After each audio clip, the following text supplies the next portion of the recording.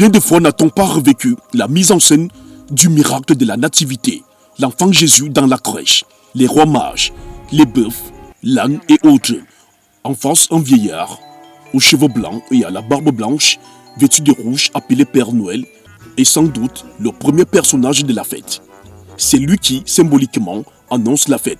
C'est lui qui crée une ambiance joyeuse. C'est lui qui distribue les cadeaux aux enfants. Noël, est-ce la nativité de Jésus ou alors une fête païenne?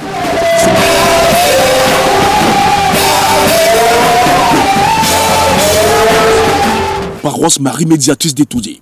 Les paroissiens décorent la grande statue de Marie placée dans la cour de l'église avec les fleurs artificielles. On ne peut pas demander pourquoi la décoration c'est Noël.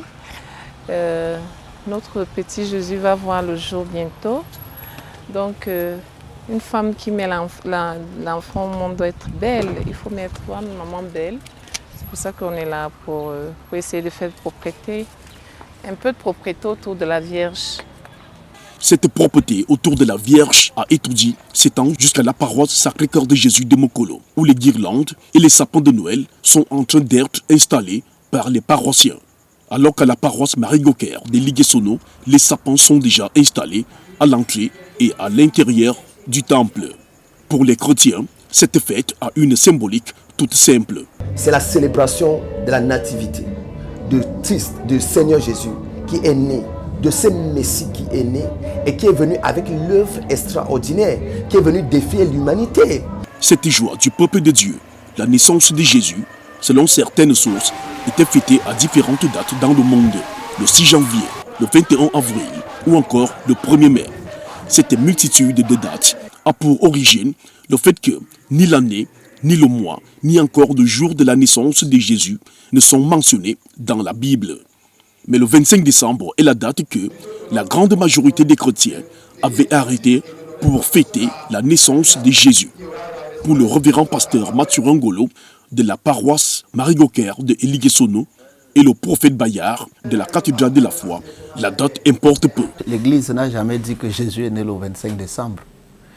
L'Église a toujours dit que le 25 décembre est une date consensuelle qui a été arrêtée pour que les chrétiens d'Orient et ceux d'Occident aient un même jour de célébration de la fête de Noël. Ce qui est important, ce n'est pas le jour du 25 décembre. Ce qui est important, c'est l'événement que nous célébrons. Et l'événement que nous célébrons, c'est la naissance de Jésus-Christ de Nazareth, la naissance du Sauveur de l'humanité. Et si nous acceptons que Jésus est mort et qu'il est ressuscité, croyons aussi qu'il est mort un jour, qu'il est né un jour et qu'il est ressuscité un jour. Pourquoi nous allons refuser la naissance de Jésus? Pourquoi nous allons refuser la mort et la résurrection du Seigneur qui font en sorte qu'on croit au christianisme que c'est une religion ou bien que c'est un courant spirituel assez particulier? Christ est né un jour. Le 25 décembre est une date très importante pour les païens de mystère. Il y avait des cultes qui célébraient le solstice d'hiver autour du 24 et du 25 décembre. C'était la grande solennité de la naissance du soleil invaincu, la lumière. Cette fête païenne drainait beaucoup de foules.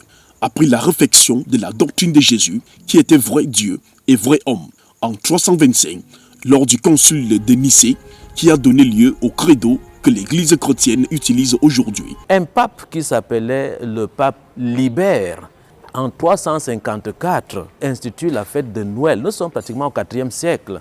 Alors qu'avant, après la naissance de la mort de Jésus, l'Église célébrait uniquement la résurrection du Christ. Et on a placé cette fête, l'indécence de Jésus, on l'a placée à ce 25 décembre pour contrecarrer la célébration païenne du Dieu soleil invaincu, en proposant donc qu'on célèbre la naissance de Jésus, vrai Dieu, né du vrai Dieu, lumière de la véritable lumière. Le curé recteur de la paroisse sanctuaire Sacré-Cœur de Jésus de Mokolo, le père Joseph Bikoula Ateba, révèle ici le véritable nom de cette fête. Le véritable nom de cette fête, c'est la nativité du Seigneur. Il fallait attendre le 11e, le 12e siècle pour qu'en français, on commence à parler de Noël. Donc, de Noël, de Natalis dies, c'est-à-dire le jour de la naissance, entendu la naissance du Sauveur. Et donc, Noël et Nathalie Noël au masculin ou au féminin et le prénom Nathalie. Ces deux prénoms veulent simplement dire naissance. L'Église célèbre la naissance du Christ, donc non parce qu'il est né sur le plan strictement daté, c'est une commémoration, sauf que la fête païenne qu'elle voulait contrecarrer avec sa débauche et ses réjouissances était si populaire que les paléochrétiens de l'Empire romain la célébraient sans trop changer son esprit ou sa tradition. Le sapin de Noël, ses accessoires, le Père Noël, la remise des cadeaux sont des pratiques qui ont paganisé la fête de Noël. Dans ces pratiques, le révérend Mathurin Ngolo ne se reconnaît pas. Le Père Noël, la remise des cadeaux et tout ce qui tourne autour de la fête de Noël ne me concerne pas. Je m'en tiens à ce qui est important et ce qui est essentiel pour ma foi et pour ma vie. La remise des cadeaux n'est pas une exigence de la foi chrétienne. Ce qui est une exigence de la foi chrétienne, c'est que l'évangile soit prêché, c'est que la bonne nouvelle soit annoncée, c'est qu'on conduise les cœurs à la repentance. Le Père Noël a pour ancêtre un certain Nicolas de Flandre, néerlandais. Donc, Saint Nicolas, le 6 décembre, donc, il apportait des cadeaux aux enfants qui s'étaient bien comportés et qui avaient eu de bonnes notes à l'école. Ça, c'était chrétien.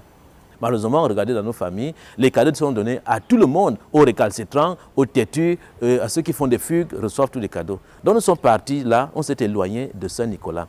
Et ce sapin que nous avons dans des églises, que vous avez dans vos différentes maisons, représente donc l'arbre de vie du jardin d'Éden. Et que c'est pour ça qu'on décore le sapin avec des pommes, avec des... Les guirlandes sont arrivées au XVIe siècle.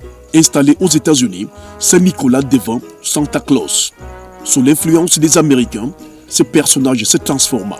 Petit à petit, il prit l'apparence d'un gros bonhomme joufflu, vêtu de rouge, avec une longue barbe blanche, portant une haute à dos.